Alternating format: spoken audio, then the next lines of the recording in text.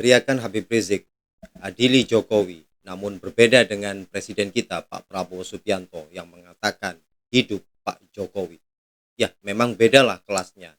Siapa sih itu Rizik yang selalu menuntut untuk mengadili mantan presiden Indonesia yaitu Bapak Jokowi. Namun di sisi lain, presiden kita Pak Prabowo Subianto memberikan atau mengucapkan, menegaskan dukungan terhadap mantan presiden Jokowi. Nah, itulah yang disampaikan oleh Bapak Presiden Prabowo Subianto. Nah, untuk lebih jelasnya, marilah kita simak video berikut ini. Ini tarhib bulan Ramadan. Waktunya ba'da sholat isya, insya Allah. Ayo sama-sama kita baca selawat Badar. Saya lagi rindu sama selawat Badar. Ya, ini selawat Badar nih, dulu kalau kita baca bawaannya mau perang dulu ya. Nah, dulu kita lawan Ahok pakai selawat Badar, Allah kasih menang, nggak usah khawatir saudara. Nah, cuman sekarang kita lagi repot nih, rakyat di mana-mana lagi teriak adili Jokowi, adili Jokowi. Ada yang teriak hidup Jokowi. Pusing, pusing, pusing, pusing, pusing. Hus, lu tahu? Oh ya sudah, jangan disebut ah. Lu demen lu nyari gara-gara.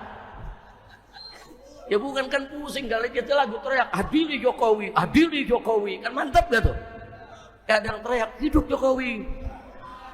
Lu jangan potong nih rekaman. Ini potongan ini rekaman saya dipotong cuman hidup Jokowi, itu doang yang disiarin.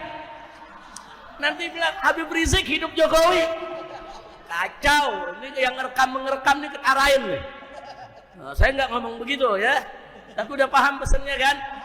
Udah kita doain aja lah biar para pemimpin kita dapat taufik hidayah. Biar Bapak Presiden kita, Bapak Wakil Presidennya, Bapak Menteri-menterinya, pejabatnya semua dapat taufik dan hidayah. Bisa jadi pemimpin yang baik, pemimpin yang bela agama, bela negara, bela rakyat, panjang umur dalam taat dan ibadah. Amin. Dan Allah Maha tahu apa mereka bisa baik atau tidak. Kalau mereka tidak bisa baik, kita minta kepada Allah segera dicabut saja, ganti dengan yang baik. Rakyat Indonesia sudah terlalu lelah dikerjai oleh para pemimpin yang tidak baik pada fase sebelumnya. Nah, kita nggak mau ini berlanjut. Bukan rakyat tidak mendukung, bukan ulama tidak mendukung, bukan habaib tidak mendukung. Kita mendukung proyek strategis nasional, tapi proyek tadi nggak boleh melanggar aturan. Jangan nubruk aturan, jangan menindas rakyat, jangan merampas tanah rakyat, nggak boleh, haram. Silakan bikin proyek strategis nasional, ayo diskusikan. Diskusi dengan DPR, diskusi juga dengan ormas-ormas yang ada di Indonesia, diskusi dengan para tokoh, cari masukannya. Mana yang pantas untuk dijadikan proyek nasional, mana yang nggak pantas dijadikan proyek strategi nasional, saudara. Proyek strategi nasional itu kucuran dananya bukan sedikit. Nah, belum lagi yang korupsi, saudara. Nah, jadi sekali lagi, bukan kita tidak mendukung PSN, kita dukung, tapi ikut aturan. Nah, kalau nggak ikut aturan, saudara, ya kita lawan. Apalagi kalau ada rakyat yang diusir, rakyat dipukul, baik itu yang terjadi di wilayah Tangerang atau di wilayah Rempang. Nah, saya udah teriak-teriak soal Rempang dari mimbar ke mimbar, panggung ke panggung. Stop cara-cara begitu. Masih tetap aja sampai sekarang dilakukan ya, Pak. Nah, kalau begitu caranya, ya siap-siap aja rakyat bakal revolusi. Ini bakal meledak ini ya, Pak. Kalau terus-menerus rakyat ditekan, diusir, ditekan, diusir, dirampas haknya, mereka bakal melawan. Nah, kalau itu terjadi, habaib ulama akan bela rakyat. Selama rakyat ada di jalan yang benar, selama rakyat itu jadi ustadz afin wa mazlumin, pihak yang lemah dan terzalimi, wajib kita bela rakyat ya. Nah, maka itu kita udah berikan nasihat dari jauh-jauh hari, janganlah mau PSN coba dikaji ulang. Kita udah sampaikan secara baik-baik. Coba lihat dulu dong. Masa tanah rakyat dirampas, kemudian rakyat diperlakukan dengan tidak baik? Nggak boleh. Nggak boleh. Seperti di Pulau Rempang ya, Fuad. Pulau Rempang itu umat udah hidup di sana dari sebelum Indonesia ada. Mereka tinggal di sana, ada 17.000 penduduk, itu sudah tinggal 100 tahun lebih. Kalau 100 tahun lebih kan berarti sebelum Indonesia lahir. Indonesia kan lahir tanggal 17 Agustus 1945. Mereka udah kakek moyang mereka udah ratusan tahun tinggal di sana. Nah, tahu-tahu sekarang mereka dituduh penghuni liar, nggak punya sertifikat. Orang dulu nggak ada ngurus sertifikat. Kadang-kadang girik aja nggak punya. Tahu-tahu datang pengusaha punya sertifikat. Dari mana tuh sertifikat? Dengan alasan ini kami punya sertifikat, wilayah ini kami yang punya, maka 17.000 masyarakat Melayu yang sudah ratusan tahun tinggal di Pulau Rempang dipaksa harus pindah. Ini nggak betul, lagi-lagi oligarki yang terlibat, saudara. Nah, jadi kita kasih tahu kepada para oligarki, jangan sombong lah. Jangan mentang-mentang kaya raya, punya duit, bisa beli pejabat kanan, kiri, terus mau seenak-enaknya. Jangan, hati-hati. Hati-hati. Saya pengalaman dulu di tahun 98. Sebelum 98 begini nih. Pada sombong, saudara pada nggak tahu diri, akhirnya meledak, masyarakat ngamuk di mana-mana. Nah, kita nggak mau terulang lagi tahun 98. Saudara, kita ngalami betul 98 juga kita sudah nasihati, para konglomerat, jangan sombong. Jangan semua usaha rakyat kecil diambil satu persatu oleh mereka. Hati-hati, rakyat kecil nggak bisa bersaing. Rakyat yang kecil nggak bisa bersaing dengan konglomerat. Tapi kalau mereka sudah marah, nah mereka bisa ngamuk, mereka bisa revolusi, dan itu terjadi. Nah, sekarang kita nggak mau terulang lagi 98. Tolong, para oligarki jangan sombong, jangan mamer-mamerin kekuasaan. Kita nih berkuasa, siapa melawan kita? Jangan sombong, jangan. Saya termasuk yang protes. Apa tuh mau unjuk-unjukin patung naga segede-gedenya ya, ikhwan? Ada apa? Mau bikin patung naga, bikin patung naga di rumahnya. Oke teman-teman, itulah reaction dari Pak Rizik Syihab yang telah menceritakan atau menyampaikan kritikan ataupun masukan terhadap para jamaahnya. Dan mungkin buat kita yang mendengarkan, apakah kalian setuju dengan apa yang disampaikan oleh Pak Rizik Syihab tentang kritikan terhadap Jokowi, terhadap patung-patung naga? Kalau kita lihat itu mungkin sindiran terhadap Kang Deddy Mulyadi ya. Kalau yang masalah patung, entah sindiran untuk siapa, untuk pemerintah siapa, untuk kepemimpinan siapa. Intinya itulah di awal apa yang telah disampaikan oleh Pak Rizik Syihab. Baiklah teman-teman, kita lanjut video berikut ini. Bikin patung naga di kelentengnya, bikin patung naga di rumah-rumah ibadah mereka, ditaruh di tengah jalan, di tempat fasilitas umum. Segede-gede alihim. Maksudnya apa? Mau nunjukin begitu. Nih, gua mau pamer. Gua bisa bikin apa aja. Begitu. Hati-hati, hati-hati. Hati-hati, ya ikhwan. Jangan pamer-pamer begitu. Kalau kamu bikin patung naga di negeri Cina sana, silakan. Ini negeri mayoritas Islam, apalagi saudara tanah Banten. Jakarta Banten ini identik dengan Islam. Saudara, melihat patung naga begitu, masyarakat melotot semua, kiai-kiai melotot semua. Ini mau pamer dewa, mau pamer agamanya, atau mau pamer kekayaannya. Gua kaya, gua mau bikin apa aja. Kenapa? Jangan, hati-hati. Nah, saya minta kepada pemerintah juga untuk mengkaji lagi. Nggak pantas, itu perbuatan yang nggak elok, nggak pantas.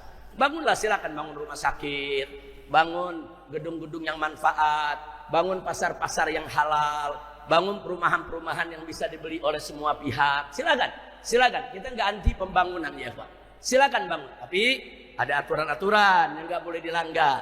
Pinggir laut itu milik negara, bukan milik pribadi. Kalau pinggir laut milik pribadi, nanti orang bisa menyelundupkan apa saja.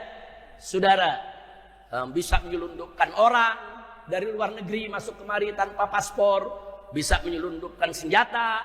Saudara, untuk dia berbuat tidak baik di negeri kita, bisa menyelundupkan narkoba. Nah, jadi pinggir laut itu sepanjang pantai semua harus jadi milik negara dan harus dijaga oleh negara, saudara.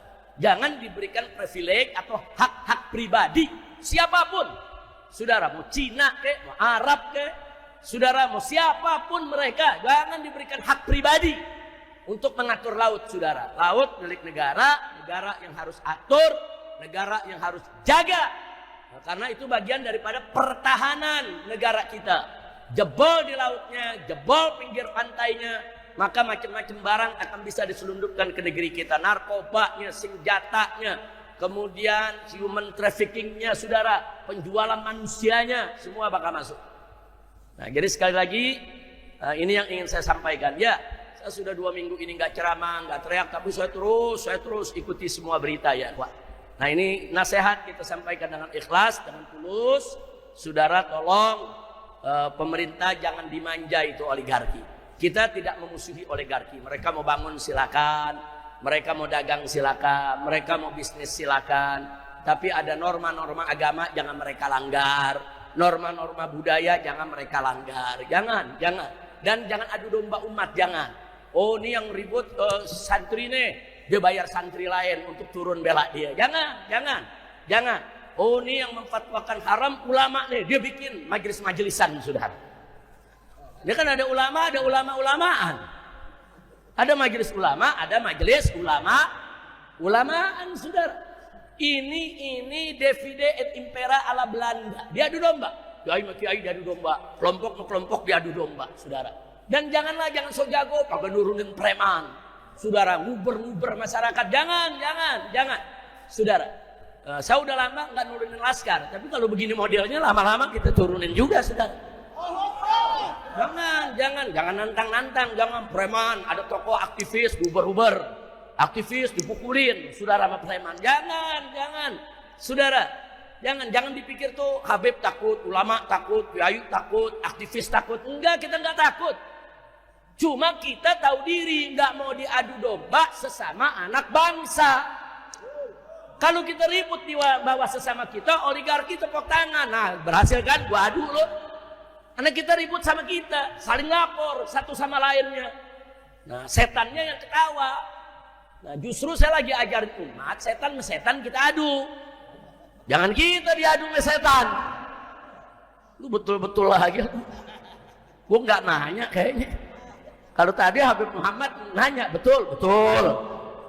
Saya nggak nanya, main betul-betul lagi. Kelihatannya udah mulai emosi semua. Ini dia nih gara-gara makan kerak telur kali ya. Apa pala ikan asin yang dimakan? Masya Allah, kira-kira jelas ya. Nah, ini kita sampaikan nasihat. Saya sudah sampaikan ke atas, saya sudah sampaikan kanan kiri. Kan kita kan sebelum teriak di mimbar kita mesti sampaikan dulu ya, ikhwan. Kita sampaikan baik-baik ini begini semua. Soal naga saya sudah sampaikan juga. Janganlah itu kalau dibuat di wilayah vihara mereka silakan, dibuat di tempat ibadah mereka silakan, dibuat di jalan, ditonton orang, apalagi daerah Banten yang identik dengan daerah Islam ya kawan, jangan main-main. Jadi wajar kalau orang Banten ngamuk, saudara. Nah, jadi sekali lagi saya setuju apa yang tadi sudah disampaikan oleh Habib Muhammad bin Hussein soal laporannya bagaimana sikap FPI sebetulnya. Kita mendukung semua gerakan rakyat di mana saja, saudara, selama untuk membela negara, membela agama, membela rakyat, membela kebenaran, membela yang hak. Kalau bela yang salah enggak, kita enggak boleh terlibat di sana. FPI tidak boleh untuk membela yang salah, siapapun dia ya, Pak. Kalau salah katakan salah, benar katakan benar. Nah, itu yang saya mau sampaikan. Mudah-mudahan insyaallah Allah Subhanahu wa taala menjadikan negara kita baldah thayyibah wa rabbun ghafur. Amin ya rabbal alamin. Ayo sebelum kita tutup, sahabat pecinta channel Cinta Tasbih yang dirahmati Allah Subhanahu wa taala, telah kita dengarkan bersama-sama apa yang telah disampaikan oleh Pak Rizik Syihab. Nah, untuk penjelasan dan lebih jelasnya lagi bagaimanakah pendapat Anda tentang apa yang telah disampaikan oleh Pak Rizik Syihab dari awal hingga akhir. Semoga ini menjadi keberkahan untuk kita semuanya untuk membuka mata hati kita. Terima kasih. Jangan lupa tulis pendapat Anda di dalam kolom komentar. Jazakumullah khairan katsira. Assalamualaikum warahmatullahi wabarakatuh.